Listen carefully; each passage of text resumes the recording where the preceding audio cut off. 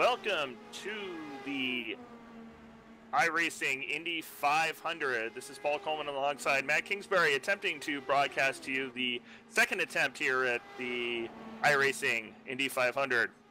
Matt Kingsbury is beside me, and he's going to talk about some of the favorites for tonight's race. Well, we'll have to look at the normals. Brandon Trano from Broken Arrow Racing, extremely quick here. Won the Indy 400 for 16th Street League last year. Always a favorite. Ryan Norton won the unofficial top split. Was really strong at Pocono. Was really strong at Indy. He didn't race the unofficial top split, but he was probably the favorite to win that also. We've got the likes of Martin Miller, a multiple-time Open Series champion. Always a favorite. Nerves of steel. I think he could be a contender. We've got Brendan Lichtenberg pretty back in the field there, starting 13th. I think he'll be a strong driver, alongside with we've got people like Robin Gleniax, Andrew King, all on very fast setups that can get up there. We've also got the likes of Kyle Orso, pretty consistent driver, rather new to the series. I think we'll see him, if he plays it safe, move up through the field. We've also got the Bettenhausens, namesake there too. They both are fairly good drivers. I expect them to be up there challenging. Well, this should be a really good race. Yeah. I was going to say, talk a little bit about the relationship. The Bettenhausens, I actually don't know. I was going to ask you as our driver expert. But both Kerry and Todd Bettenhausen, and we also have your brothers in the race, I see, starting 32nd. Yeah, that's a miracle. We've got, I think, 6 Last Lap Motorsports cars in this race, I believe. If my math's right, maybe it's 5. That's pretty good. You know, we expected 3. We've got 4 or 5 in here with Connor. Connor was expected to be top split. I don't think he got the qualifying runs in as like he liked. I think we've got Goke here. We've got Ray. We've got Connor Gross. We've got Mike Owen, who was extremely strong, and we've got Derek Murray from. So we've got 5 cars here. Mike's our top qualifier in 10th. Very impressed with that. I think we have a good shot. We felt like we have a really good race set. Dave Judson put in a heavy effort for that, and he spent the whole week working on that. And I think we've got a really good setup. We felt really confident in race trim. I tried it. I was extremely confident with it too, and I think we got something for this. I was going to say, talk a little bit about, as race strategist and the one kind of behind the setup, what all went into this. I know we spent a week, seems like 2 months ago, and then spent another week. What did you see change from that first week in May to this week, and what went into the setup to get your guys into the race? Well, we've run 3 big races now. We've run the unofficial Indy 500 by that Will Vincent hosted after the first session crashed. And then we had the Pocono race by ISWC, the Pocono 500. We also had the Iowa 300 lap race. That, although it's a short track, we learned pretty good. We had the XCal Indy 500, and yeah, I mean, from my running of the Pocono 500 and the running of the Iowa race, we learned a lot. We learned how to put mechanical grip into the car. I think that's going to help out a lot of guys, not having to rely so much on the aero. And I think just by the qualifying times, we could see the field has really tightened up, and we've obviously got a new pole sitter compared to as when we had from the previous week testing. So we've really seen the gap open up with Paquin just charging to the front over Yango. Both incredibly great drivers. Paquin has an extensive amount of mechanical knowledge, being a part of that Ferrari, being a Ferrari engineer at one point. So a lot of these guys actually have real-life racing backgrounds as well, then? Yeah. I know that Paquin has experience. I'm not quite sure about many others. Obviously, the Bettenhausens are related to Gary Bettenhausen there, and that's a recognized Indy name right there. As for the others, I'm not too sure. I know Tim Doyle, obviously not in the field today, but extremely strong, part of that Yango. Courtney Terrell, he carries the AJ Foyt sponsorship there. He knows quite a bit about setting up, and he's always out races. So people like him, yes. Another good setup maker is Miguel Angel Martinez, extremely talented with setups there. and I think we'll see him obviously go forward, and also Tim Holgate, part of that Panther Online racing team, based off the original Panther team that's now pretty much defunct, but those guys obviously have some extension knowledge. I believe 4 second-place finishes in the Indy 500 as well. Yeah. Probably right. One should have been a win. We are 1 minute away from the start of the race, so let's take a look at the top 5 here in our 15-minute extended warm-up. We have the number 12 of Matt Lambertson, putting in a time of 39.740, which is only a couple tenths off of qualifying time. Be interesting to see if he can keep that up. Second is Brandon Lichtenberg. Third is Bud Weisert, who actually finished in the top 3, I believe, in the XCal Indy 500. Fourth is James Swinbanks, and fifth is Mike Perry. So those are your top 5 from the quote-unquote morning warm-up. Yeah, I think that's a pretty good indication. Those are most of the faster cars right there. Swinbanks might be a little bit of a surprise. I wasn't quite sure about the Banshee Aero X pace, but Joshua Chin proved they did have a lot of pace, and I think we'll see them towards the front the entire race. James is a really talented driver. We'll see what he can do. Bud is part of that P1 squad that's really newly formed that is run by Paquin. I think we'll see him up in the front. Brendan and Mike, obviously part of the Broken Arrow group with Brian Norton. And Matt Lamberson, part of that Velociraptor group. And they've been with Miguel, and they've been pretty quick. So this is going to be a star-studded race. It's going to be really exciting, and I can't wait to see it get underway here. Well, let's see it. Let's take a look at our starting lineup. In row 1, we have Brandon Traino, who qualified with a time of 39.475. Rick Music qualified with a time of 39.479, and Tim Holgate rounding out the outside of the first row with a 39.511. Your second row consists of Ryan Norton, Daniel Olszewski, and Brandon Trost.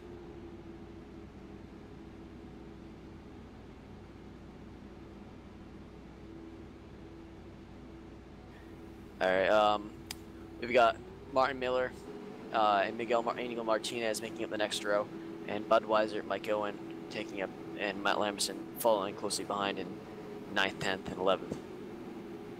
Then we got Michael Chin, Brandon Lichtenberg, and James Swinbanks.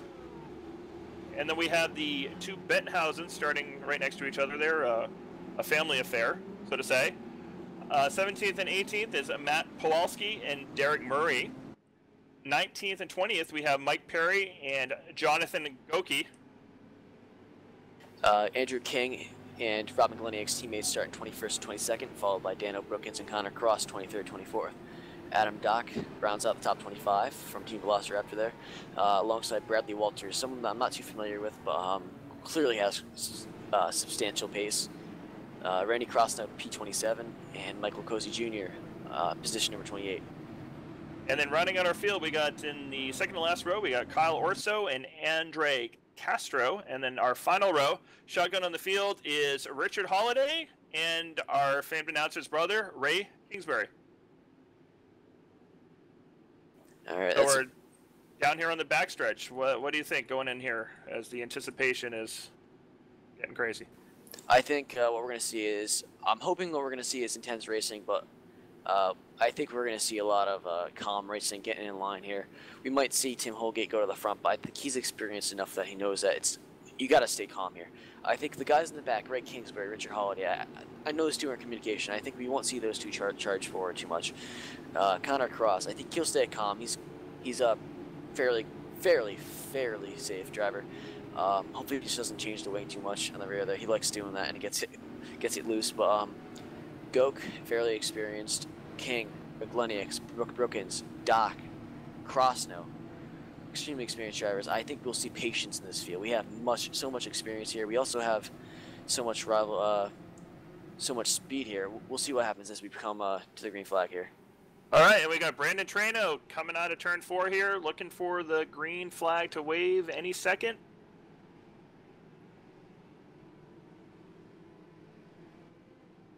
And we're green with Brandon Traino coming out to a big lead as second place Rick Music falling asleep at the wheel, actually getting passed by Tim Holgate for second. Rick Music drops back to third. We got Ryan Norton in fourth and Daniel Olszewski rounding out your top five.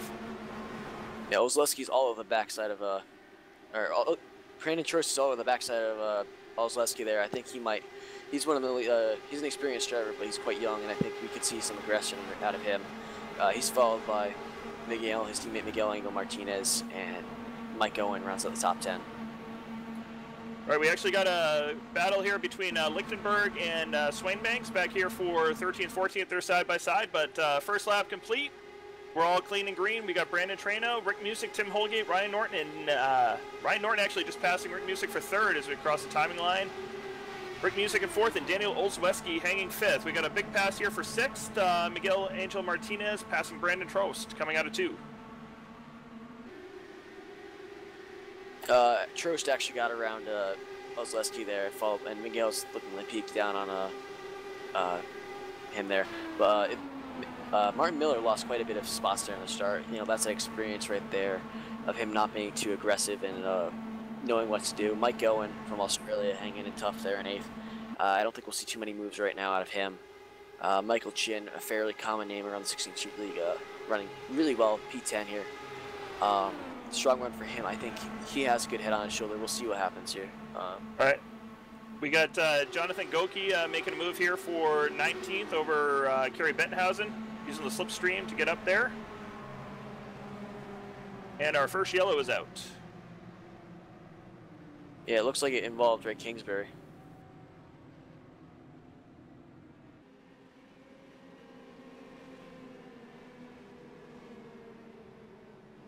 Taking a look back here at Ray Kingsbury, see what happened. He's got some and a rear damage. big so one.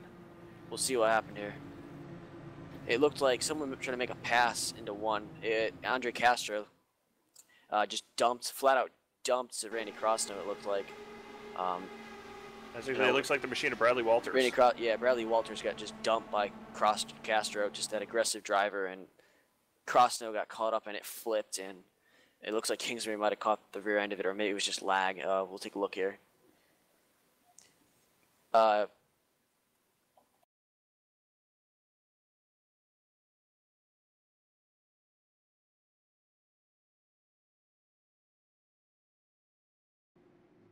Yeah, very bad move from Andre Castro there. I don't know what he was thinking.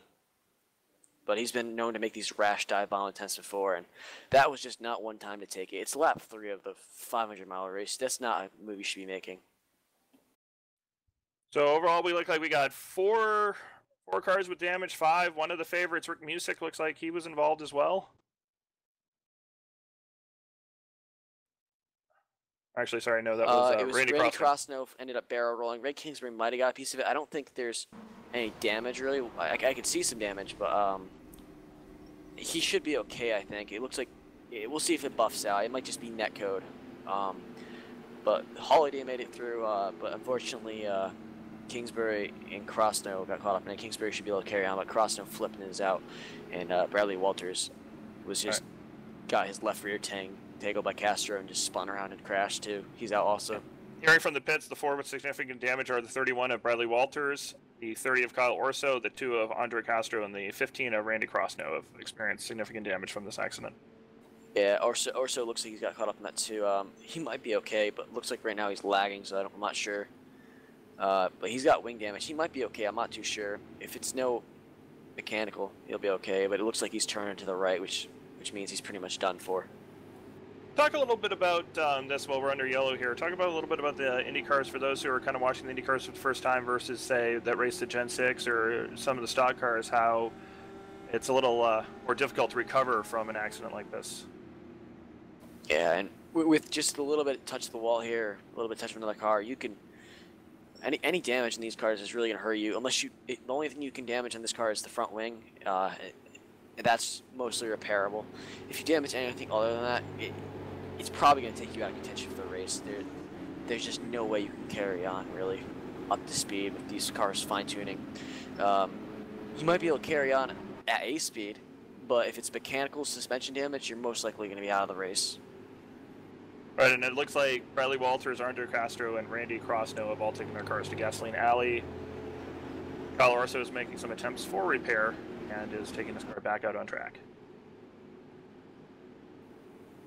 Yeah, I don't think we'll see many cars come down pit lane here. Ray Kingsbury will probably come down with a bunch of the guys in the back. It looks like we had Ray Kingsbury come down and a few others that were in the back here. But those guys that pitted, they just want to get tires, get fuel, top off. You know, if you get a green flag run here and you don't lose any positions by pitting, Talk a little bit about that. Pitted will save you on the track because you can stay out and run faster laps, especially with the way the draft is. And I think we'll see guys flipping between fuel map 2 and 1 between the race, depending on how much they can keep up. And if they can squeeze an extra lap out, they will, because you can gain up to half a tenth on the racetrack possibly. Wow, that's a lot. How long is the fuel run? You've done a lot of testing of the race setup. I'm not quite sure actually. I think it's maybe somewhere between 30 and 40 laps. All right, so these guys that are pitting now, then definitely getting a 5-lap thing. So if we do get ourselves a long green run there, they might be able to take considerable advantage and get themselves in the front of the pack. Well, we just and we are coming to the green flag with Brandon Trano taking the lead. Tim Holgate in second. Ryan Norton close on his tail in third. Rick Newsick back here in fourth. Brandon Trost in fifth.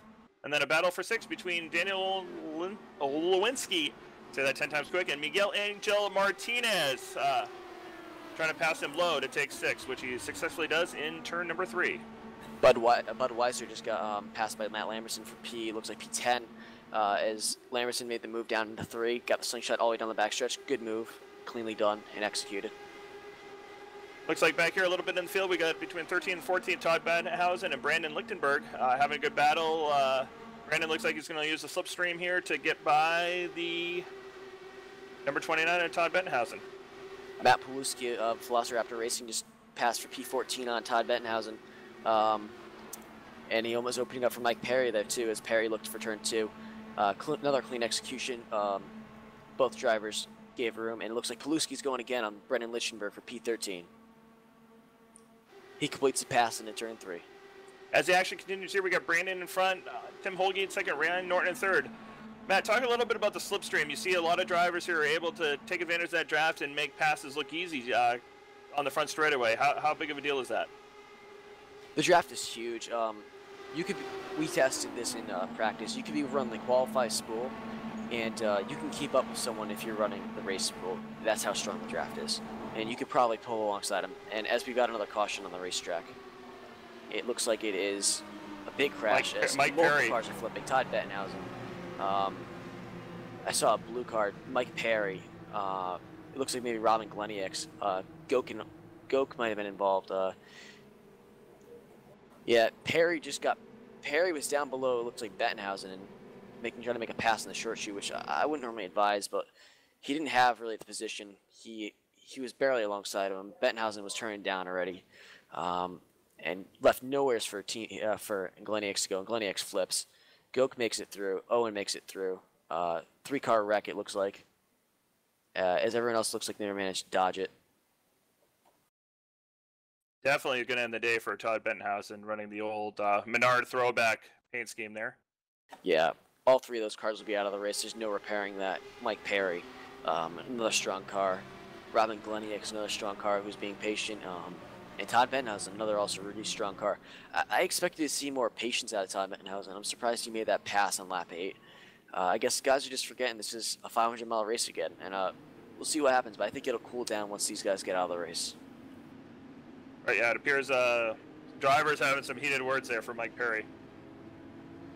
Yeah, I'd be kind of except for I think the guy that was passing on the inside should not have done that. It's lap 8. You gotta be calm here.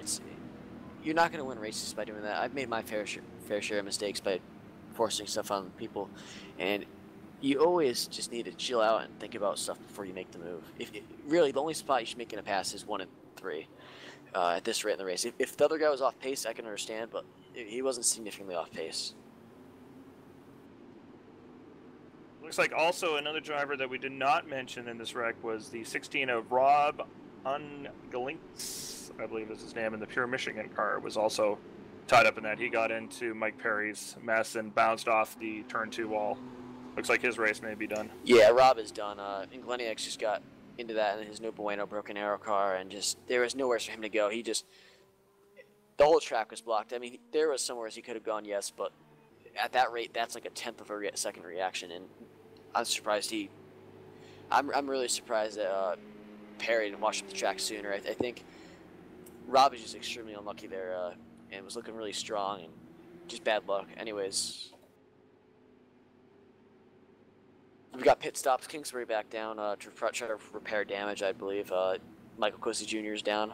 Glennick is sitting in his box. Andrew King is down. Derek Murray, Kerry Bettenhausen, Richard Holiday, Adam Dock, Mike Owen, Connor Cross, Jonathan Goke, Martin Miller. Looks like everybody except for the top 13 or so hit pit road there. Daniel Bookins from P18 stayed out also, but besides that, everyone else came down, it looks like.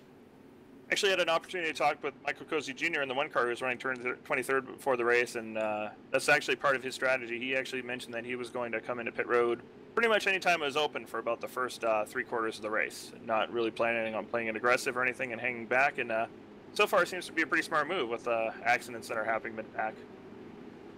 You know, I would rather get track position, I think, and get up in the front, but it's a hit-or-miss game. You don't want to be mid-pack, that's usually where the wrecks happen.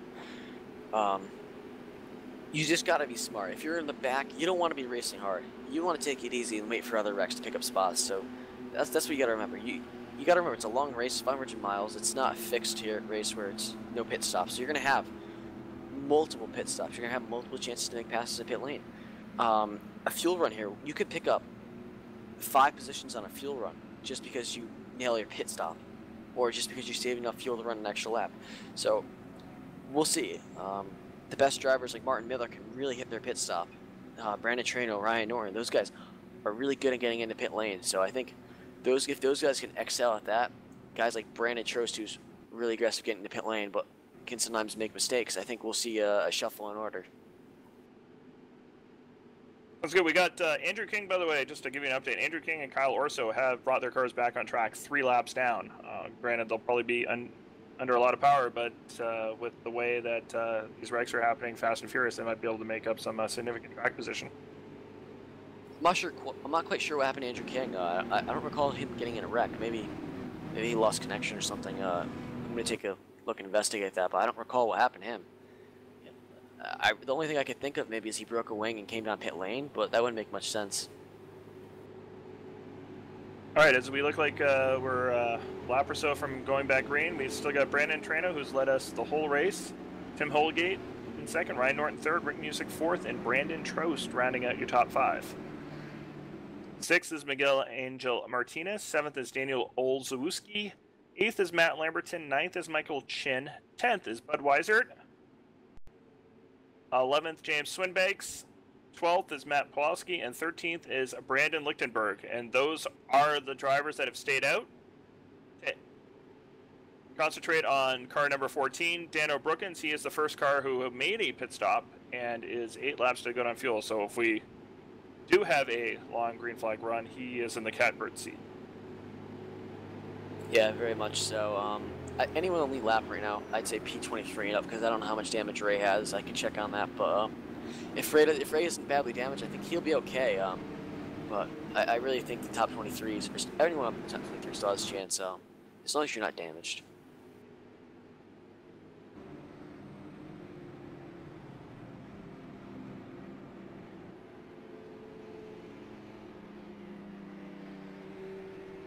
We're here in the 11 of Richard Holiday is having some connection problems as well, blinking, so that might affect his ability to move up through the pack. Okay, I just conferred with Ray, and he says that he doesn't believe he's damaged. It might just be netcode. We'll see. He said he thinks the car's fine. All right, pace car is in. Brandon Trano's leading him down to the green flag, and we're away once again with Trano in the lead. Tim Holgate losing second spot to Ryan Norton, who was on the ball and is able to make that pass here coming into turn number 1. Holgate tucks in behind in third. We got Rick Music in fourth, Brandon Trost in fifth, Miguel Martinez in sixth, let's see if we got any exciting battles coming down the line here. I'm not sure if Ryan Norton's pass was legal. I mean, illegal in the sense that he might have gotten caught by iRacing there. I'm not too sure. If it was legal, then nice pass by him. Power back there. That's one of those that it was either just barely legal or just barely illegal.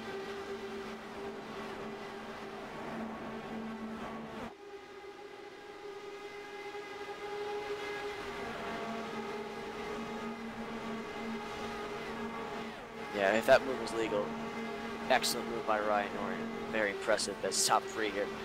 Brandon Traino, Ryan Norton, and Tim Holgate starting to make a breakaway. The two Broken Arrow cars and the Panther Online car.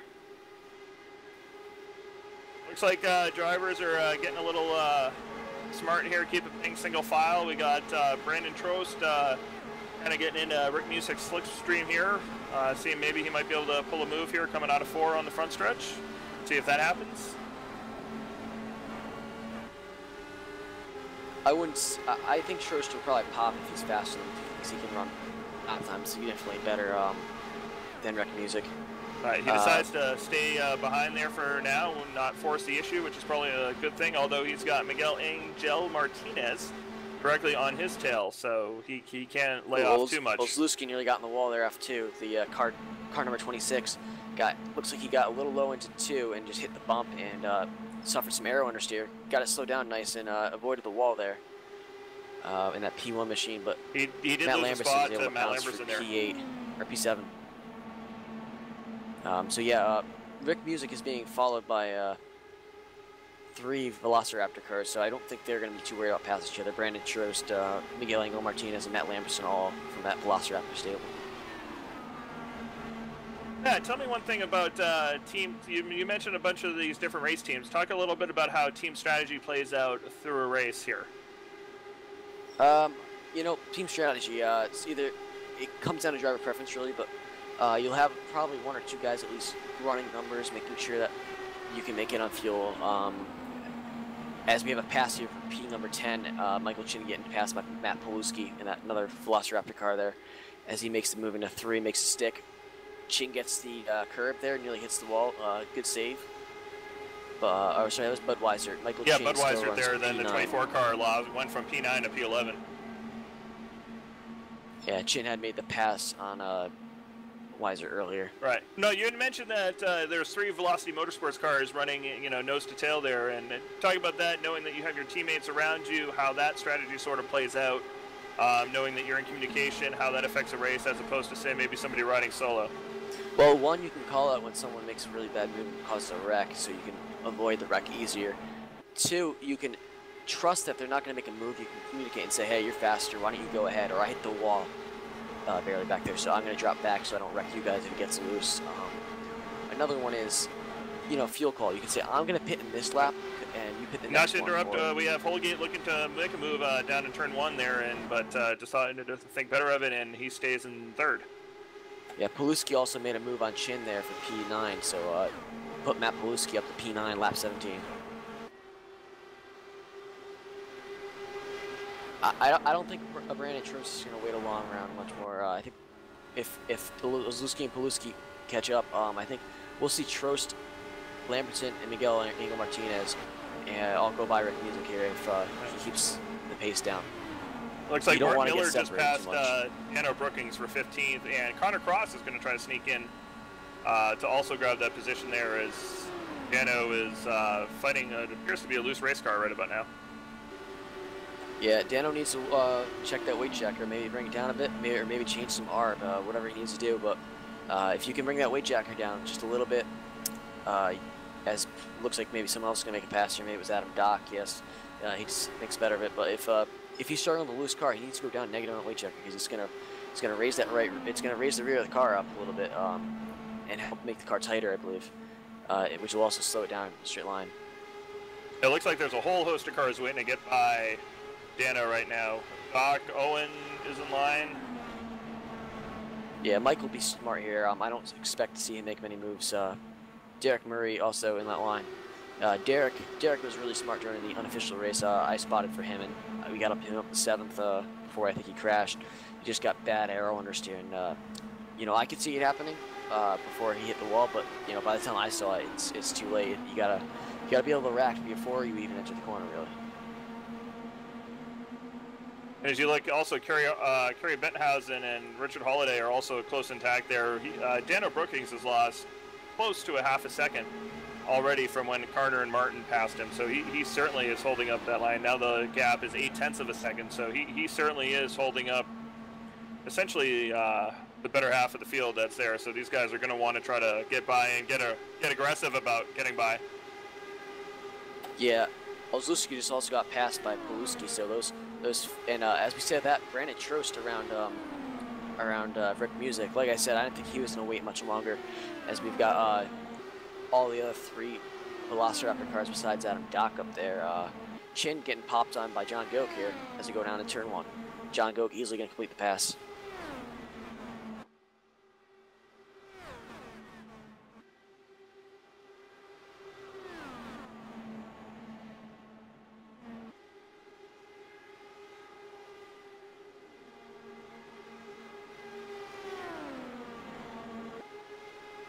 Looks like the 20 of Kerry Benthausen might be under fire from Richard Holiday in the 11 cars. Holiday makes the move down on the inside here. Late move, but Bettenhausen thinks better of pulling down and all there, and he's through cleanly. Bettenhausen might have got the wall there and exit, and he's going to get set up for Derek Murray. It looks like down in turn 1 in the number 17 car. We'll see if he takes advantage of it. I think he will. He looks into the no, he thinks better of it.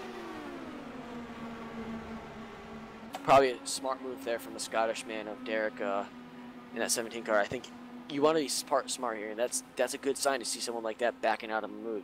He might be here to the end of the race, that means. We got the 6 of Connor Cross made a nice move in turn 1 on the 32 of Michael Chin to take over 14th spot.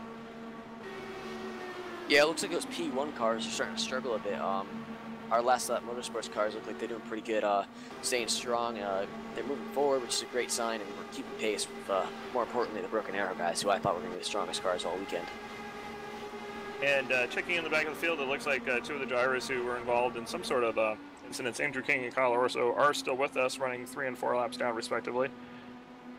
Bringing up the rear, as I said earlier, is both your brother and Michael Cozy Jr. Michael Cozy, as I said, running an intentional. Even though he's our number 1 car in the race, he's running an intentional conservative race for the first 3 quarters. So hopefully that does not bite him, as he's nowhere near any competition, but yet could fall in jeopardy of losing a lap. And Matt, you may want to talk about how hard it is, unlike NASCAR with the lucky dogs. It's fairly easier to unlap yourself here than you would think. Seeing as you can just stay in line where you line up, you don't have to let people by under caution. So that helps out if you got a fast car like Andrew King.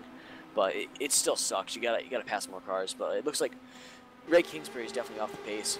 He has definitely damage from that first wreck, but caused by Andre Castro. Just terrible move there. Ray's down on power. You can tell he's just way off pace. Kyle Orso also down on power. He's now actually back down on pit road, but Orso he's was clocking making almost a a whole pit second stop off here. pace.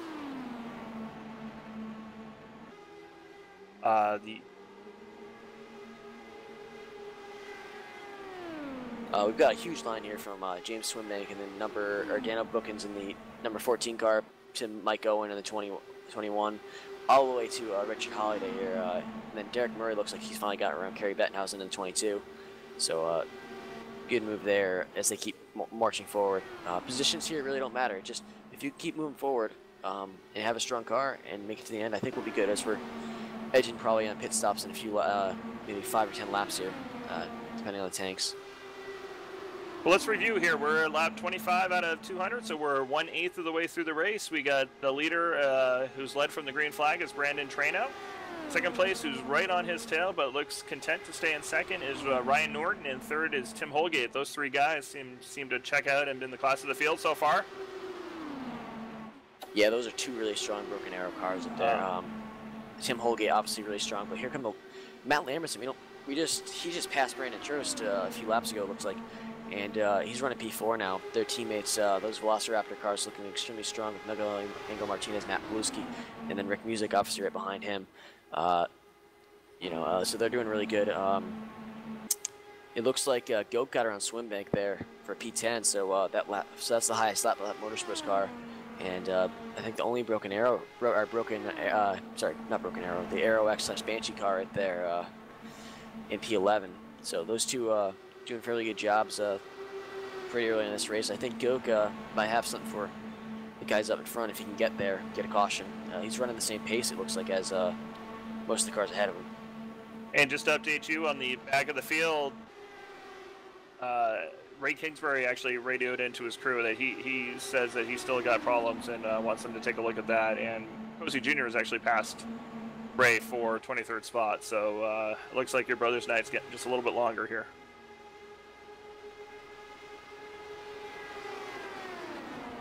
Yeah, he's got side pod damage.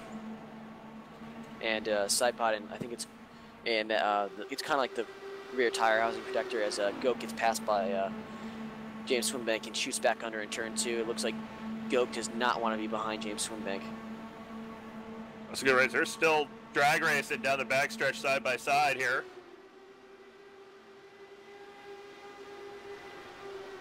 Yeah, and he gets the pass done. Just Swinbank might have gotten tight there, almost got the wall. There's a huge pack behind them. Looks like Budweiser, Brandon Lichtenberg, Connor Cross, Michael Chin, Martin Miller.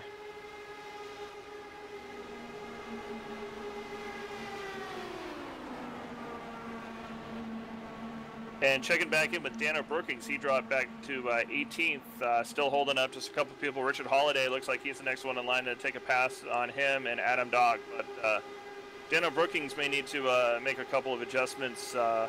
Talk about, Matt, talk about besides your weight jacker, what other adjustments can you make if you decide that your race car is just pretty much unhandleable? Well, you can make ARB changes, but they all really do the same similar things. They just make it tighter or looser. But if you go up on the front arb, it makes it stiffer, which will make it understeer more. If you go up on the rear arb, it makes it oversteer more, so it makes it stiffer. You can do tire pressure changes, which could somehow get you can get you some stability possibly, or less tire wear. You know, when the tires hit about 70% wear, they start to fall off. You can change the fuel map to tighten it up. Actually, if you go down on it, it might make it tighter since you're running less revs. But that's really not a change you want to do. If you really have to, you can. But you can change the wings, but you can only do that in pit stops. So if you're really loose, you can add wing in the rear. But you really don't want to have to do that. I mean, because if you're doing that, something is drastically wrong with your setup. You really want to just be able to play with the weight jack and make a click here or there because you know you're coming to like turn 1, and if say you're 2 car lengths closer, you know, you want to be able to back it up and you know, get back on that and keep the power down as long as you can. But Martin Miller really struggling there in P15 in the number 4 car. He nearly hit the wall in 1 and 2. He's being trailed by Mike Owen. Looks like Owen's not going to force anything, but if he keeps slowing down Owen might make a move. And it looks like Mike Owen actually is falling back a little bit as well. Looks like his car is a little loose. Michael Chin, a lot of these guys, well, they're 32 laps into a run, so you would expect cars fall off a lot by As we that say time, that, correct? Owen and the 21 makes a move down on Martin Miller there. Gets past done. Miller's going to suffer some understeer. Yeah, also Kyle Orson on the 30 trying to make another stop there to save his car and race, possibly. He's 9 laps down, so the night's getting longer for him. He's not going to be a factor, but he might be able to get back up to speeds and log laps and pick up positions. So as drivers near pit stops here, we think about between lap 35 and lap 40, we still got Brandon Trano, who's led from flag to flag. Ryan Norton, Tim Holgate, the top 3, and we got somebody coming down pit road. Rick Music and the number 28 machine coming down pit lane. This is about when I thought we were going to start seeing pit stops. With only the guys that didn't hit yet might be coming down in a few laps. I think this is a bit early. I think he's short pitting to get away from the crazies around here, as I call them. You know, get some clean air, get some tires. I think but he's going to lose track position doing that if he didn't hit his marks right, because that draft is a huge thing to have. As we see that he's up on the jacks, he's dropping now, and he's about to go away with about, looks like maybe a 9-10 second stop. That's about right. Let's see how his exit is. If he can nail the exit, some guys like to optimize the exit by using part of the track here, but you really should avoid that, because if you do that, you can get penalized, or yeah, he's going to go up on it a little bit. That's okay. You know, you don't want to come any more than that, though. It looks like car number 26 will be pitting into this time by as we get the the message. Another P1 car. He's running P9. It looks like our leader has announced to his crew that he's coming in, and he's pulling in. The 8 of Brandon Trino is going to give up the lead for the first time tonight as he comes down to pit road. See how his stop goes. That gives the lead to Ryan Norton.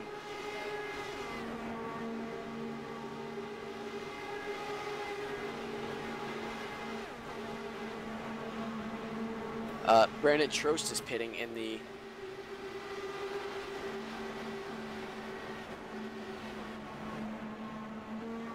Trano, our pole sitter, into his box. Clean stop so far. I think we'll see him out with a good exit. Let's see how he cycles out compared to Rick Music. We got the 25 of James Swinebanks, the 32 also announcing that they're coming down pit road. A lot of these drivers announce over open communication that they are pitting as to not get run over. The machine of Brandon Trano dives always to the top wall on the short chute to gain as much time as possible. And he now exits pit lane. Let's see how close he is to Rick Music. That actually gives our lead to Miguel Angel Martinez, who's going to come out and lead a lap with Jonathan Goki second, Brandon Lichtenberg in third, Connor Cross in fourth, Mike Owen in fifth. And again, a couple of these guys will stay out and can run about 5 more laps as they took advantage of pit road during the first caution. As we say that, the 6 car of Connor Cross just pops on Brandon Lichtenberg, who's pitting in this lap. We know he can go a little bit more because he has more fuel in the tank. We'll see how that benefits him as we see Brandon Lichtenberg pit in that number 9 car. Miguel Angel Martinez, I'm sorry, he's going to hate me for butchering his name all night, is also just giving up the lead to pop into pits as well, the 19 car, which gives the lead to Jonathan Goki, Connor Cross in second, Mike Owen in third, Martin Miller fourth, Richard Holiday fifth. Budweiser really slow exiting the pit lane. I'm not quite sure if that's going to help him out much. He looks like he's going to lose a spot to James Swimbanks, as he is not going to sit around. Bud's been having some issues with his car as well, being loose. He almost ended up in the wall there. That was really sketchy. Yes, the number 24 machine is getting extremely loose on cold tires here. He's going to get passed again by another P1 car, Rick Music. Not Rick Music, Daniel Zuski. As Rick Music looks like he's lost quite a bit of time in that pit stop. One of these things, Matt, I'd like you to address here in a couple laps when pit stops finish out is talk about the difference in how the car feels dramatically from when they hit to when they come out on John tires. Gilk is now leading the race, starting to pass people. Miguel Angel Martinez came out of the pit lane here, popped out in front of his teammate Brandon Trost. So it looks like he had a solid pit stop, as I think we'll see Gilk come down in the following laps. All the laps, top 3 are all last lap motorsports cars, and I think that's a fuel strategy we're running here. We want to run as many laps on those tires as we can, and run as fast laps as possible. As I can see, we're running pretty competitive time, so that's a good sign. 23 of Ray Kingsbury signaling spinning. We got a car on the wall. I don't think. Oh, turn 2, Adam Dock, car number 10. Caution is out. As he nearly gets hit, he brings it off safely. No other cars involved. That might have been a huge break for Ray Kingsbury, as that laps Brandon Trost, Matt Lamberson, Matt Paluski. Half the field is laps, and that's going to really benefit the last lap motorsports cars. So the strategy there of pitting during the first and second caution seemed to have benefited all these drivers. Yeah, that's why you always want to stay out as long as possible on a fuel run here at any Indy race. You just don't want to pit early. If you do, stuff like this always happens. And as I mentioned before, like I said, I talked to driver number 1 there, Michael Cozy Jr., before the race, and that's what he said. His strategy was just to pit every single time, and miraculously, if he makes it up, then he'll get position, and it looks like that's worked out for him, as he's now running a very conservative 8th place. Yeah, the question is, how many of those are going to get a lap back? Now, how does that work to people coming new to the IndyCar Series? How do you get your lap back? There's no lucky dogs, but how all these people that are locked down? So if you're behind the last, if you're ahead of the leader once he comes out of pit lane, you're going to get your lap back. That's basically if you're between the leader and pace car. So we'll see probably Gilk's going to pit here, obviously, but we'll see all the Velociraptor cars getting lead lap. I'm gonna try to think of who might stay out. I don't think anyone would. It's really a hard call. I don't see anyone staying out any extra laps, so we'll see. Ryan Norton in pit, and he's in 12th, and he's shown on the lead lap. Yeah. Maybe he's trying to keep cars a lap down. I have no idea. Maybe he already pitted. He might have had a he already pitted. Yeah, he had a really pitted from the lead, so he did not lose a lap. Yeah, that was a good stop by Norton there. So he should come out as the leader. Yeah, he's going to keep a lot of cars a lap down, obviously. You know what? No, I think him and Brandon Traino do not get lapped, so those two are going to go to the front, but they're going to be lighter on fuel again, so that might work out against them. But the biggest problem is guys behind them, if they don't pit, they're going to be between the lead lap cars and the non-lead lap cars. So that could slow a few of them down, but I think most of them will pit just to get extra fuel and tires, knowing that they have a better chance of getting their lap back later. And we got Jonathan Goki won the race off of pit road there. Goki of the people that pit, Connor Cross, Gok, Mike Owen, Richard Holiday, Martin Miller, Derek. Yeah, Connor had a fairly strong pit stop there up at 9.1, but you really can knock these things out in 6 seconds with just tires. So you wait on the fuel. So if people save fuel and you using the fuel maps here, you have a high chance of knocking down that stop a few tenths and getting out in front of another guy. Yeah, and that stop moves him up to about P5, I believe, coming in from 9th. So awesome stop by his crew there, and obviously Cozy hit the marks and have the right fuel number in there. Cozy and Kingsbury there having slower pit stops there to fix some damage. Yeah, and we just heard from Adam Dock about the caution. It looks like there was a car coming out of pit lane, and he didn't I guess judge it right or something like that. So he hit the wall, and just bad luck for him. He was running really strong. It looks like he meant to make a pass to Brendan Lichtenberg, and he just got the grass actually in turn 1. So it looks like that shot him straight up into the wall, and he did his best to keep it up against the wall and not taking it with him. Great job by him. So even though a lot of these guys that are one lap down are going to get their lap back, it still pays off for the people who stayed out, because they will stay ahead of the drivers who make their pit stops ahead of them. I don't know if all of them are going to get their lap back. If they're behind Ryan Norton, then they're not getting their lap back. Sorry, Ryan Norton and Brandon Traino. So it looks like Tim Holgate is still in the lap. Is he going to be our leader? No, Brandon Traino will be. It looks like. I don't know if the Bettenhausen's pitted, did they? I think he might have pitted already. So, in fact, if it's Kerry Bettenhausen that's the leader, then I think that'll be our mark there. But I think he just went down pit lane. Looks like it's all but Rick Music is the only one not to get his lap back. Rick Music's going to be caught a lap down. And he's actually pitting to top off as well, since he did get caught a lap down. So that strategy might help him, as he will have the most amount of fuel of any driver here. All right, well, yeah, but you really want to take your lap back if you've already pitted. It's not a good idea to stay out and not take that lap back.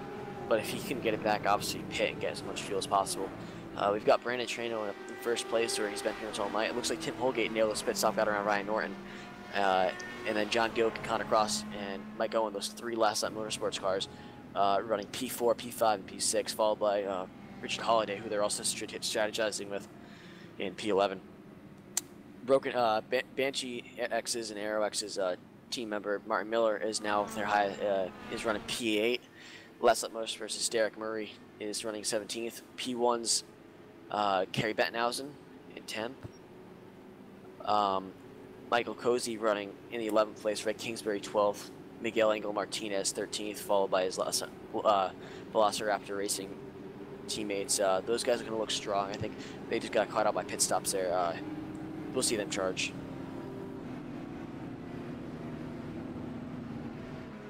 And I think it's going to be interesting to watch what Ray does. I don't think he'll hold up the guys that are behind him. You know, he's a good guy. I don't think we'll see him hold up the leaders too much that are not damaged. I think he'll just let them go. He knows it's not smart to hold up people when you're damaged. Obviously, it wouldn't be a good idea.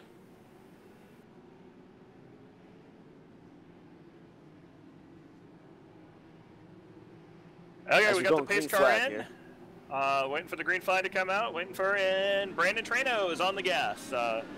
Gonna hold Ryan up Norton the lead. once again getting around Tim Holgate. I don't know if he's getting just a jump on him, or he looks like he's holding him back a little bit. And then when Holgate has to check up, he just gets a huge run on him, and really nice move once again by Ryan Norton. Ryan Norton anticipating the start, must be in Brandon Traino's left foot there, and able to take second place. Tim Holgate has to draw it back to third. Jonathan Goke in fourth. Connor Cross in fifth with some pressure by Mike Owen. And let's take a look at 12th place here. We got Miguel Angel Martinez making a pass. Ray Kingsbury caught high on the outside. Nearly comes down on Matt Lambertson, pulls right in front of him. Could have been a big one there, but Holiday holding on to passed 13th. in the 11 by Martin Miller in the number 4 car as he goes down in the turn 1 drag race. Miller's going to take it cleanly out of 1. Will Holiday fight back? I don't think so. Derek Murray also making a move there. Really brave move down into turn 1 there in that number 17 car, and Richard Holiday just took advantage of the fact that Holiday had to slow up because Martin Miller slowed up down the bottom there and just made his way by there. Right. Looks like Miller will have company soon then. Yeah, you got Pulowski and Lichtenberg and Swain Banks. Or sorry, Pulowski, Trost, and Lamberton trying to make a pass. Oh, we got a big wreck. 3-car, 4-car wreck coming down there involving Kingsbury, the 23, and a couple of guys pulling in, and Dano Brookins involved. Big crash. Looks like the Velociraptor guys just rear-ended each other. Michael Cozy got rear-ended by Matt Lambertson, and Cozy Jr. got loose. Lambertson rear-ended him. Trost rear-ended Lambertson in the number 13 car, and just hit Pulowski. Pulowski just gets involved. Kingsbury already damaged, nowhere to go. Lichtenberg nowhere to go. A lot of good cars out. Obviously, Kingsbury already damaged, but he didn't want to wreck that way. Did James Swimbank might have been involved? No, he got through. Great move by him. Really big wreck. A lot of good cars caught up. I'd say about 4 or 5 front runners caught up there. Some of them with more damage. I think Lambertson's going to have to come down pit lane if he doesn't already have front end damage or rear end damage from getting hit by Trost. Same with Richard Holiday. He might have some damage that we can't see. No, Dano Brookings did an amazing job in the 14 there. Kind of essentially drove underneath 3 cars that were flipping and seems to have made it through that. Yeah, the number 25 for sure also did a great job of James Swimbank there in the Aero X number 25 car. The man from Australia there. We should definitely get an onboard from him. That was just that was great dodging right there of that wreck. He may be fire really shoot scary. shopping tomorrow.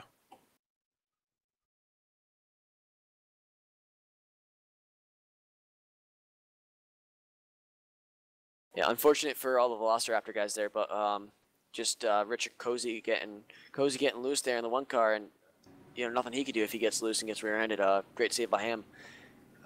Unfortunately, Lambertson didn't catch it in time, and then chain reaction is Brandon Trost rear-ended him, got loose, hit Pulowski, and took out Lichtenberg and Kingsbury also with him.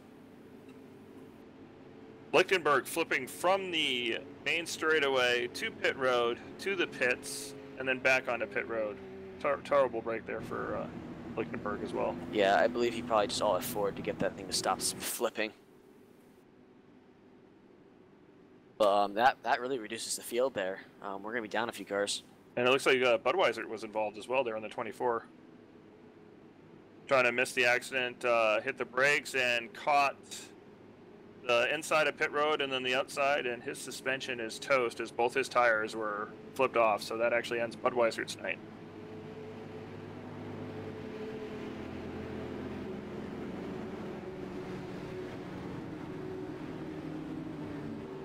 Yeah, that was a bad wreck, but you know what?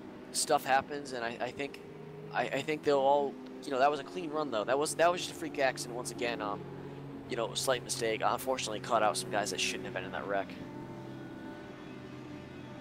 So we'll say involved in the wreck: the 24 of Budweiser, the 23 Ray Kingsbury, the 13 of Brandon Trost, the 7 of Matt Pulowski, and the 9 of Brandon Lichtenberg, all back to Gasoline Alley out of the race.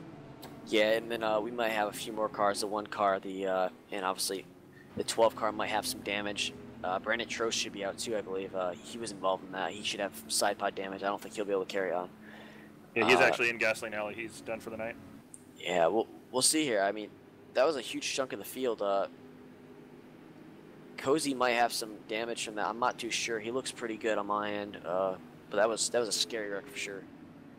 And then it goes back to our gentleman that we caught a couple times here in 26, Kyle Urso. You know, he could have easily pulled it off being 11 laps down, but there's another 5 positions right there he'll be able to gain by soldiering on. So you're right, it is, you know, good to kind of hang out there and try for your best finish. Yeah, you definitely don't want to give up. I mean, if you can drive that car safely like he was able to and do that, it's fine. I mean, just you got to get out of the way of the leaders when it happens, and I think he did a great job at that. You know, there's nothing that says you're not supposed to drive a car that's off pace, but his is stable enough that he can get out of the way, and I think he's working on that thing where it's bringing it back up to pace, so I think he'll find the speed. Just got to rebalance it. Hopefully it's just aero damage. If it is, that's fine, and it shouldn't affect the car's handling too much. But it'll be interesting to see how Ryan Orr and Brandon Trano get a restart this time. I really think they're going to get going because Norton is excellent at restarts, and obviously Trano goes, you know, he doesn't have to react; he can just go. So it'll be interesting to see if Tim Holgate can get a good jump this time. If the Last Lap Motorsports 3 or 4 cars here can get a good jump. It looks like Connor Cross might have pitted though. I'm not quite sure. Yeah, Connor's back down to P13, so it looks like he pitted the top off the tank and taking tires. Probably a good move there, strategy move, in case we get another caution like we had earlier. But we've still got the 3 Last Lap Motorsports cars in the top 5, or yeah, top 5 and 6 there. So I think those 3 will stick together, work together, help each other save fuel maybe if they can't keep up with the top 3. But I think it's gonna be an interesting race for sure. We'll see. We'll definitely see Ryan Norton and Brandon Trano's pace put to test here. We also got Michael Chin making a pit stop here, giving up some positions to top off with 1 lap to go, as well as the Kyle Urso machine, and Andrew King also taking up. But Michael Chin giving up quite a few positions to take fuel here.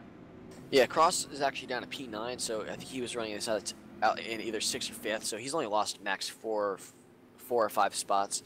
You know what? That's a good move, I think. You're going to want those tires and fuel. It's going to slow you down a little bit, but if the draft here is so strong, you know what? That's going to be a great move there. He's gonna pick up spots as everyone has to go down pit lane. He's going to run, you know, tenths quicker. He's gonna just power by a few guys. I think we can see him in the top 5 easily. After that wreck occurred, I walked down pit road and climbed on top of the pit box with the 1 car's crew chief, Cy and Andrea. He told me that he made some adjustments to the car to try to help Michael Cozy Jr. and what he thought would help made him actually loose off the corner, but he still plans on riding in the back for the rest of the race and see what comes out with that.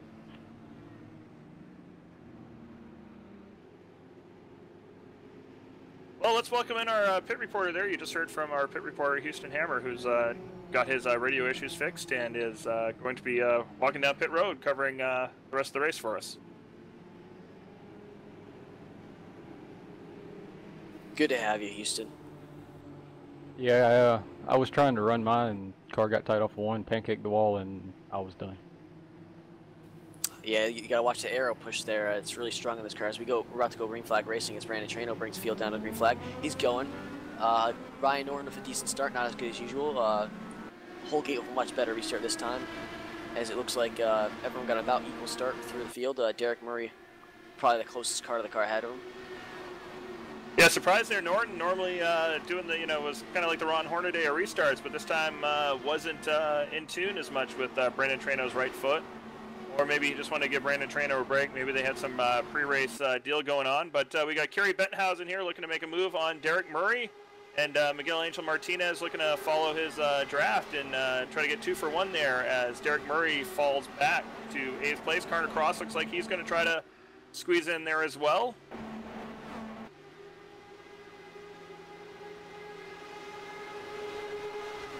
Top 6 breakaway, including Murray. It looks like actually top 5 now as the Last Lap Motorsports cars are getting strung out. But Music was able to get by there. Bettenhausen, it looks like double pass. It looks like Connor Cross is going to try to charge back through the field here. If the more spots he can make before his fuel starts wearing off, the better. If he can hang up that last Velociraptor car of Miguel Angel Martinez, that'll really help him. Michael Chin, the 32 here, who was on the lead lap, he came in to pop up the field. He's back into pit road. unscheduled pit stop. Maybe our pit reporter can check on that, see what's going on there. It's probably a stop and go penalty for stopping too late. If you didn't pit early, you know, it needs to be lap. You're gonna get a black flag for pitting in the last lap usually there. As I say that, Lambertson just charging through the field. Matt Lambertson there in that other Velociraptor car just blasted by Martin Miller in the 4 car and made the move look extremely easy. Richard Holiday in that 11 also looking like he wants to follow through. Connor Cross back up to P8. As I say that, Miguel Angel Martinez getting by Rick Music and back up to P7. So top 5 are strung out. And 6th place Derek Murray, it looks like he's just try to get back up there, but I don't think he's going to be able to do it. Yeah, then we got Miguel Angel Martinez kind of in a mode by himself there, running about a second behind and a second in front of the next place car. Connor Cross, although he does have Rick Music right behind him. We have Connor Cross, Kerry Bettenhausen, Matt Lamberton looking to make a move here on Kerry Bettenhausen. He's in his draft. And it looks like the 12 of Matt Lamberton will make the pass into turn 3. Give 9th place to Matt Lamberton. Kerry, who says he has just a little bit of damage, is now back to 10th. Looks like Murray might have some damage in the 17 car. I can see some side pod damage. I don't know if that's actual damage or not, but if so, it looks like he might be down a little bit of speed, like not 4 or 5 miles per hour on the straightaway, so that he might be affected there. That might be a bad sign for him, but if so, he should be able to soldier on, and if he gets a draft, it shouldn't affect him too much. We'll see how quickly the 7th place car, Miguel Angel Martinez, is able to catch up to him. He has dropped 2 seconds to the top 5.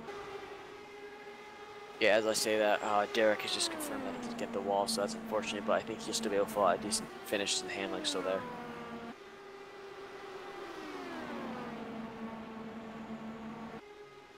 Yeah, Derek's last lap was about 0.4 of a second slower than the rest of the top 10. Yeah, you can see the side. There's a gap between the side pod plates right there, and that's bad.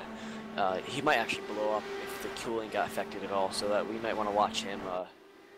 The 17 car might. We'll have to watch him later in the run. He might blow up as Miguel Angel Martinez blows past him. No chance there. He might be able to hang in the draft with Miguel though, so he might be okay enough to do that. If he can do that, he can hang on, wait for a caution, get that thing cooled down, maybe repair it a little bit. But there's not much they can do to that.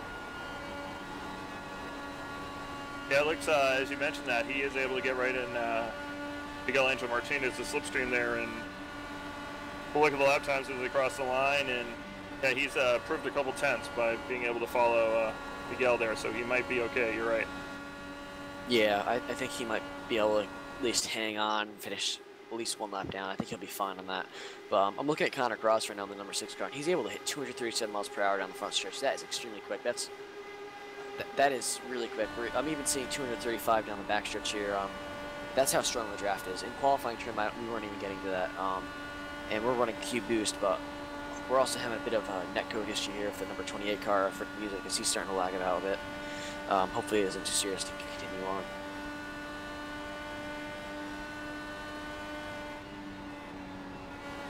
So taking a look here back up front, Brandon Trano, who's been the class of the field tonight, continues to lead. Ryan Norton second, Tim Holgate third. That's been pretty much our top 3, give or take. Norton and Holgate switching positions. Jonathan Goat 4th, Mike Owen in 5th. And then it's a long way back to Miguel Angel Martinez and Derek Murray. Connor Cross is able to catch up a little bit on these two with the help of Rick Music's slipstream there, and he's only 0.6 of a second off, so he's gained about a half a second on that battle. And then we get Matt Lamberton and Martin Miller and Richard Holiday. Richard Holiday just making the pass actually on Martin Miller, so move Holiday back up into the top 10. Martin Miller 11th. And then we got James Swinbanks and Kerry Bettenhausen racing together there in 12th and 13th. And then it's a couple seconds back to Daniel Brookings and Daniel Olszewski, who are together. And then it's about 11 seconds back to Michael Cozy Jr. That's the 16 cars on the lead lap.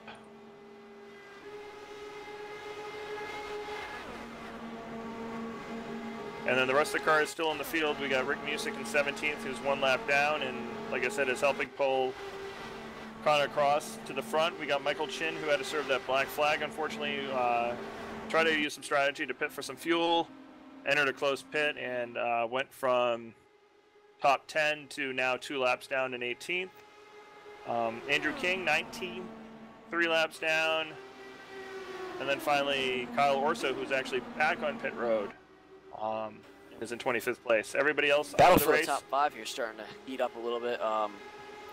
With a Mike going, and it looks like Holgate might actually trying to take a look down for Norton here, if he can get a run here. I don't think we'll see any passing, but those guys are extremely tight here. I think we got 5 really good cars that can compete for the win here, especially if the other guys don't get their laps back.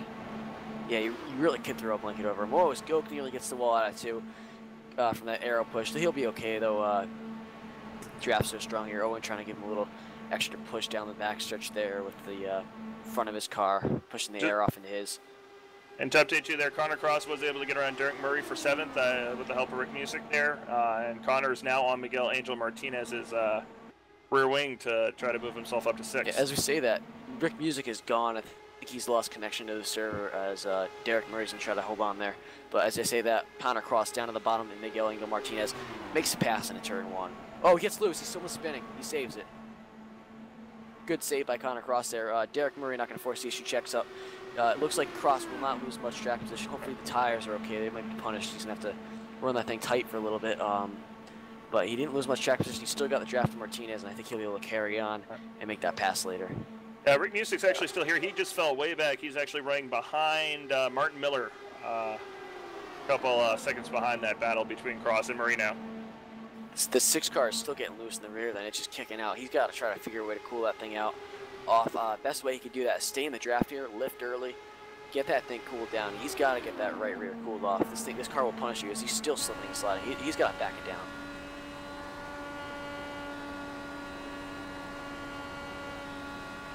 On board here with Derek Murray, taking a look at the rear tire of Connor Cross here. You want to talk a little bit about that, Matt? The tire slipping? Yeah, he's been sliding it. He got really loose there last time. Great smoke, nearly spun out. Great save. If he needs to back it down just a little bit for maybe a lap or 2, get that tire cooled down. These straightaways are long enough where he should be able to, but this tire model is not as forgiving as the old tire model we used to run here. So that tire, we'll remember that if it gets past the cliff here as he makes another dive down the inside. What I think happened was he had the weight jacket set to a positive. So he said it loose because he was in dirty air, so he's tight. And he wasn't, when he got clean air down to the front of the car, he just wanted to go around because he was able to turn better. So that's a weight checker game you got to play. You got to have that weight checker set the right negative and right positive from where you want to run it normally in clean air. So it looks like he got it right that time, got the tires cooled down, made the move on Miguel Angel Martinez for 6th. And it looks like he's going to try to hunt down the leaders. As well, looks like will he's that help his car? lap times. Will that help his car get by Miguel there, getting in that clean air? Yeah, definitely. That's why he got loose. He got the clean air. He had too much weight jacker in it. The car just wanted to keep turning, and when he did that, it just almost spun out. As I say that, John Goke up into P3, right, looking over Ryan Norton as Brandon Trano starts to check out a little bit here. Norton looks like he's struggling. Lambertson there in 9th, right behind Derek Murray. Just made a pass on Richard Holiday as Richard's connection issues are still continuing, and he blinked out. They're causing a little issues with Martin Miller. He might need a new race suit after tonight as well as Holiday continues to blink. Yeah, Holiday's doing pretty impressive. I know he's not a normal IndyCar guy. He's one of those ex-Cal guys, so he's doing a great job. But he's running out there Martin Miller, guys that are multiple-time champions. As I say that, Velociraptor guys nearly take each other out in turn 1 as Miguel Angel Martinez gets pounced on by Matt Lambertson. Derek Murray going to take advantage of that, try to shuffle Martinez way back there. He clears him, coming out of 2. Richard Holiday following suit, going to take the spot again. More ping issues. Yeah, drag race down in turn 3. Miguel looks like he's getting room. Miguel should be able to pass him off 4.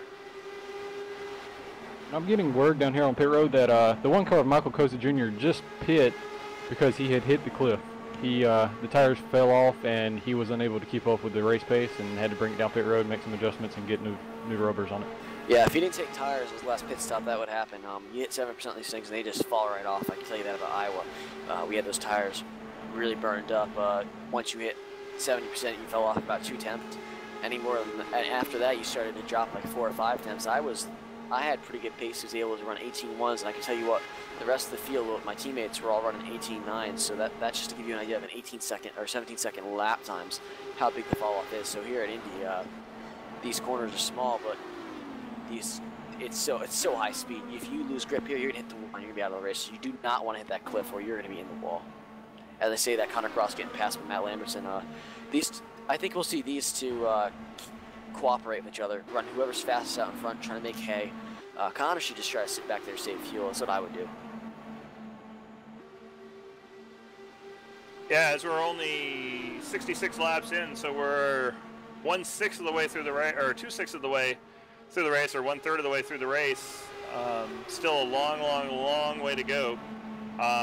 So no real hurries or anything like that. We've lost pretty much close to half the field. Just a little bit less than half the field. So, nope. And it looks like we got Miguel Angel Martinez hitting pit wall, the 19 of, and his front wing and perhaps suspension's messed up as he's pulling into the pits. But no yellow out for that. Looks like it was netcode. His car just snapped right all of a sudden. Like he got hit by Holiday, but he doesn't look. He just rode the wall around turn 4. Luckily, not taking anyone else out. He got off the wall there at 4.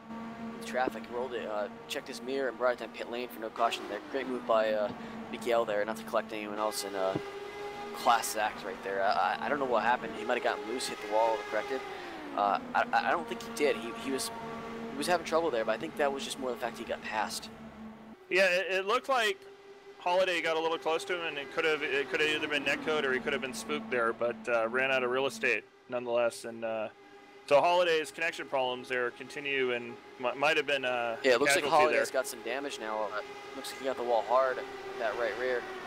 Could just be netcode though. Maybe that's what it was. As I just saw Martin Miller pass him earlier, and Miller just been passed back by him. So these two are in a battle here. As Holiday's really lagging bad. I think he'll pull off if someone tells him to get out, right. Like, get out of the way. Yeah, his right rear, not side pod, but Mr. Indy Curve Master, you can tell us the right rear that protects the tire looks like it's a little damage there on the. Yeah, as you say that, he just lagged and it actually warped back in, so I'm not too sure. Miller just made a move there, got loose on him, but it looks like Miller's going to drive away here if he doesn't challenge here. I think he might just try to fall in line behind Rick Music or something. Yeah, it looks like he's going to just fall in line once he's been relayed the message that he's been lagging, so good sportsman move there.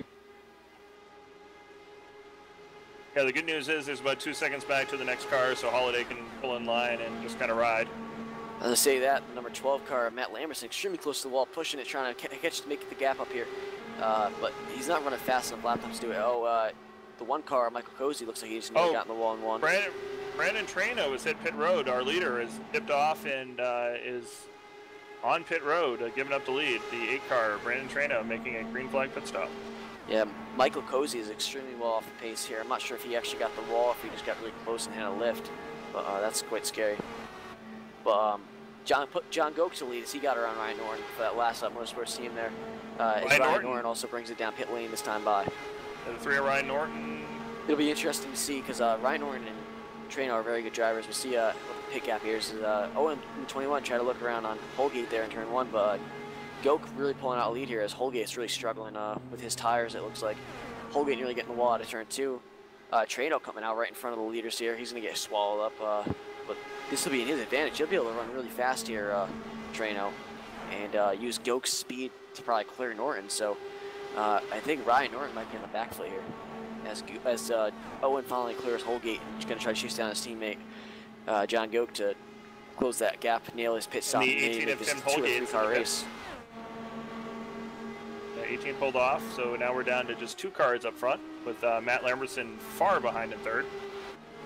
Yeah, it looks like Holgate hit the cliff. I think the last motorsports cars have good tires, or they just pitted later than everyone else. So Ryan Norton came out in front of Brandon Trano here as we see him exit the pit lane. So great job by Norton there, but he's still going to get swallowed up, so it's not going to be that big of an advantage.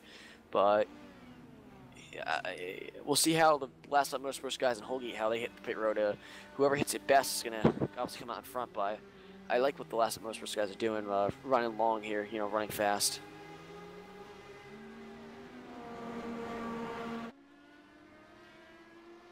Yeah, car number 18 exiting pit lane here. Swings it out wide for that Panther Racing team. It looks like he's going to get swallowed up also. He might be a little further back, but he should stay in contact with the group as he's hitting 200 miles per hour already. As I say that, Ryan Norton yielding to the lap card, Mike Gillen. Yeah, Mike Norton. But that's not the position right now, so that's a good move. Just stay out of the way. You know, play it safe. These guys are trying to catch each other here. Mike Owen might have just made a little contact with the wall there. That's just because he's Australian. He's fine. He didn't get it. As he goes down the inside of Holgate here. Holgate lifts, lets him have it. Good move there. Owen on the... Oh, he's really loose. He got on the curb there and really spun out. He made the save, though. And Holgate actually jumped Norton and Trano. So great stop by Holgate there. I think staying out was really a good move. If these last motorsports cars are tailing or hauling these guys around, it might equalize that and it actually might catch them out the wrong way. John Goke might be able to benefit from it, but looks like Mike Owen might get dropped from this pack. I was going to say, is that the advantage now? Will you see Goke and Owen having the opportunity here to maybe leapfrog from their 4th and 5th position? Yeah, but I don't think they didn't expect to have those guys keep up with them, so it's not really helping them right now. It's just equalized. It's helping Goke right now, but Mike Owen needs to be able to drop these guys. Yeah, Goke's last lap at a 39.9, about 4/10 quicker. As Owen signals he's pitting in, Holgate decides to shoot by on the inside there, slowing him down even further. So I think Holgate's saying, let me get away from these guys. Maybe I can get in there with John Goke, and maybe it'll be a 2-car race here. I don't think they're fast enough to do it, but we'll see. Yeah, we got Goke coming in pit road, followed by Mike Owen, about 1 second behind here. Should be interesting to see if Goke can get himself in front of Brandon and Tim and Ryan, as Brandon has gotten by Ryan Norton for 13th.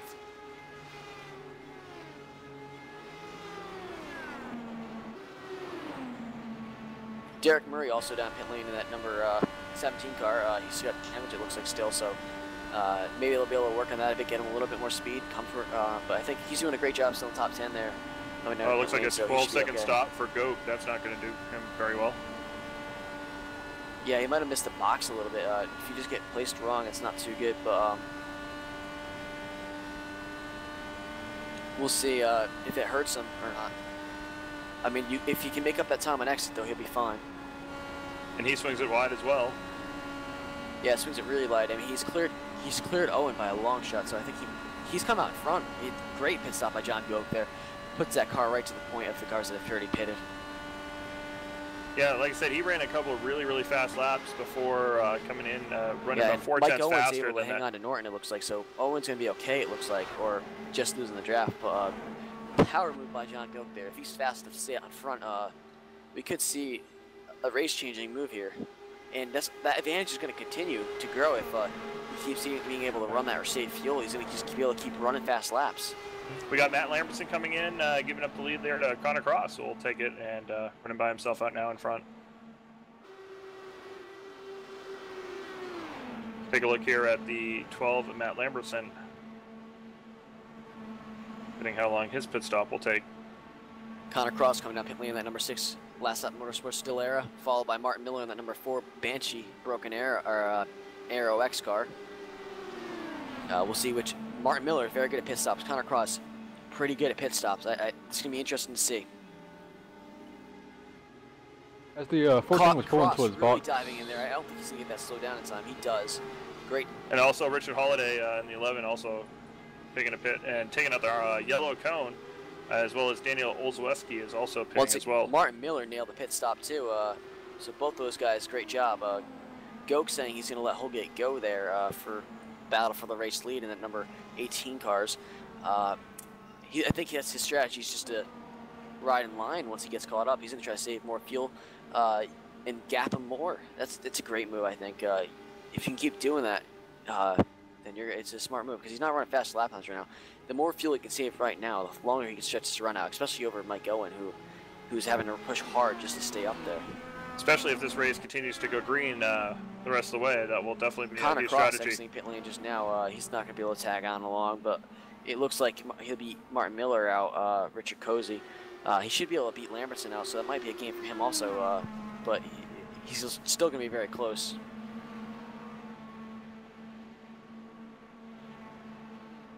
Unfortunately, Michael Okozie still 1 lap down after having to make that unscheduled pit stop. Yeah, I think Cross really came out ahead there, but hardest thing about this car is when you're not going up the speed of what you think you should be doing on that weight checker setting, it's gonna get a little loose. It really does. It doesn't like doing that. If you're not up to speed as the car's designed to go around that corner, it could snap loose on you and spin out. So that's the danger of exiting pit road here. Also, you can lose so much time if you don't nail it. A lot of guys have been practicing it for qualifying because you don't get that extra warm-up lap in the iRacing.com simulation. So a lot of guys used to swinging out like that anyways and not clipping the grass and not spinning out getting black flag. So these guys are the best of the best here, and obviously with their first lap pace, they've managed to master it just by their qualifying pace alone. So their pit exits are spot on. All right, so it looks like our big loser in that round of pit stops there, Ryan Norton, dropping about a second off the pace. He was up there a little higher, and Mike Owen, who's now 2.6 seconds off the pace, he was also within a second of the lead. So Mike and Ryan there ran in a little difficulty. By the lap cars, I should say, but Trano, Norton, those guys, he just got aero washing. They weren't going to just let him go by. He had to obviously set up his move on them. As we say that Go, Colette, and Trano and Holgate Go looks like he's just going to try to save fuel, stretch it out even further next time. But yeah, Mike Owen just he had a time in on those lap cars. Nothing wrong with them. Obviously, they're trying to stay in the draft and gain as much time on John Goke as possible that time.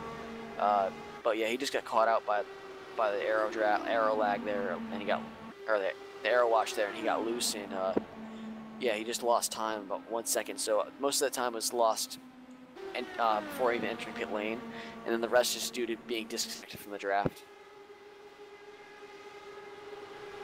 Looking back, looking at give you guys an update here. We got 14 cars in the lead lap. We've chronicled the top 5.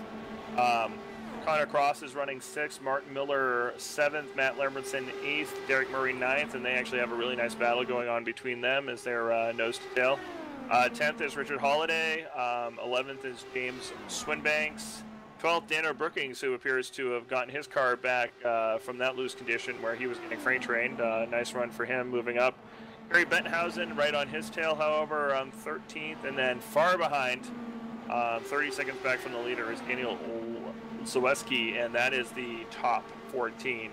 1 lap down, we have Michael Okozie Jr., Rick Musick, also 1 lap down. Michael Chin, who's yet to bounce back from that black flag, is running 17th. Andrew King, who ran into some problems early, is holding steady 3 laps down.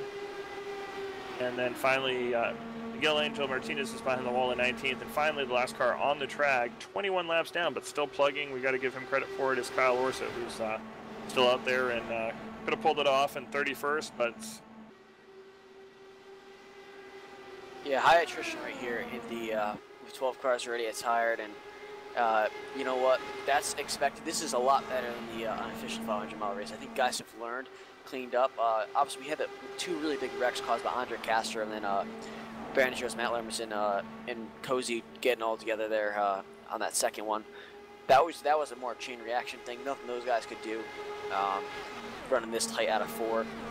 But yeah, that one caught out a lot of guys. And then we've had some solo wrecks like Adam Dock and Miguel Angel Martinez. Those guys did a great job not collecting anyone else, so good job by them. But unfortunate that their race had to end early. And then we have Derek Murray in the top 10, who's had some damage. So I don't know if he's going to be able to hold on, but if he can hold on to the lead lap, that's going to be a massive feat. If he gets a caution too, that'll really help him out before he gets lapped. But he's hanging only about 8.5 seconds back off the lead, so that's fairly good for him considering the amount of damage he has here, about being 4 miles per hour off pace in a straight line. So impressive job by him so far. Matt, talk about as a driver.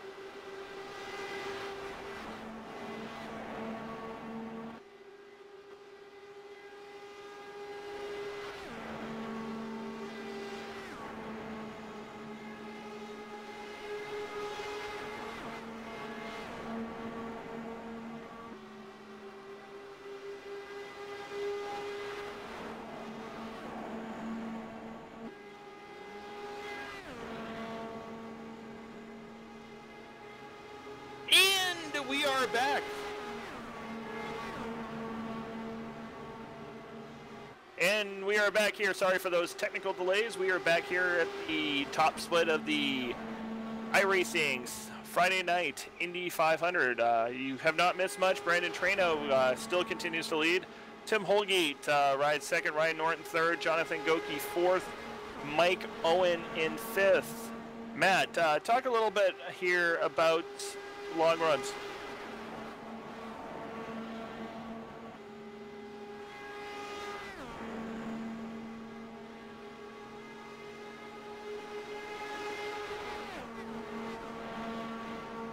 All right. Sorry for that. I wasn't sure if we were recording or not. Go ahead again, Paul.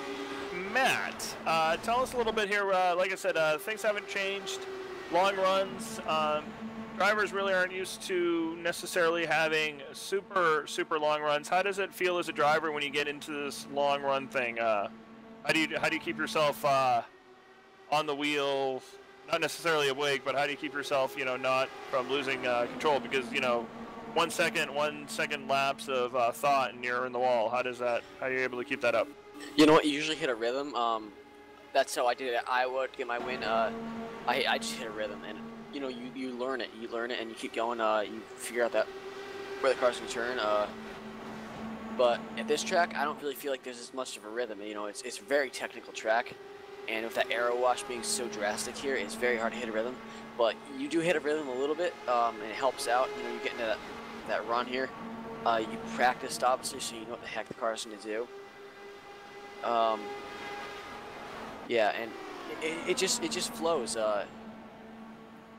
As I say that, we've got in the top 5 here. They're starting to spread out as Traino and Holgate start to go, and Norton getting passed by John Go because it looks like Norton's slowing down. And Mike Owen is actually caught up to the field again. So great job on Mike to make up 2 seconds. He's running extremely fast times, 38.6s. Him and John have the most fuel in the tanks, so Norton might be trying to save, maybe, to stretch it out and maybe close that gap back down on John. That's a strategy call we might be able to see here. I really think John has a good shot at winning this thing if he can hit the fuel numbers right. Same with Mike. If him and John can work together, they might have a shot at getting a podium here or a win, and that would just be awesome. And a little update on Michael Cozy Jr. here. He brought it back down pit road not too long ago. He's really struggling with tire wear. He says the car is just horrible. It's, as I say that, Mike Owen in the 21 getting extremely loose in front of Ryan Norton as he tries to make the pass down to turn 1. Gets it done into turn 2, but losing valuable time to John Go because Norton falls further off the pace.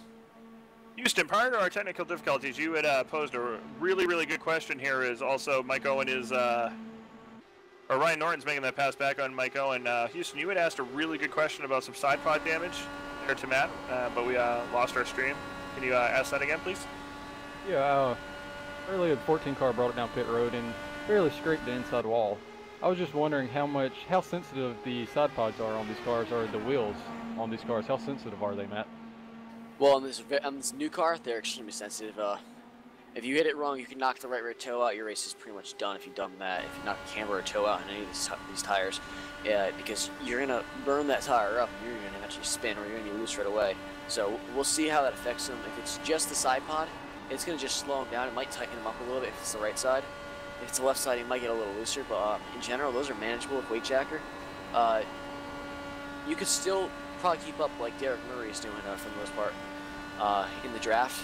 Used to be able to do that on the old car, but it seems like this car is a little more sensitive. The old car, you could race. I won a race once for broken rear wing, so if that says anything, it was smashed beyond bits since the start of the race. I just hung in there until I got the win, but it's very different. As this is where we're going to see Tim Holgate lead out probably John Goke a little bit more. Goke's going to see that extra fuel. Norton's probably going to pit too, so that might just mess up Mike Owen completely. As I don't know what Ryan Norton's doing.